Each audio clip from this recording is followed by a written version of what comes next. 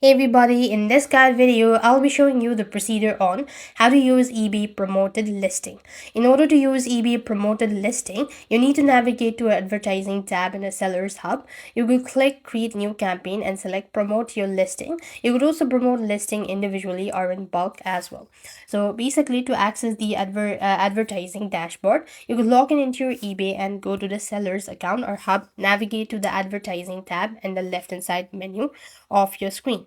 Now then, what you need is you simply want to go ahead and to create a new campaign. Choose your campaign type, select the campaign strategy as well, general, priority, and then you could go ahead and add in your listing. You could go ahead and set your rate as well.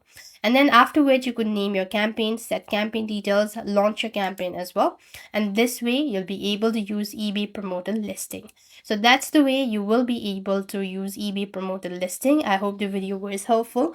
Make sure to like, share, and subscribe. Thank you for watching. See you in the next video.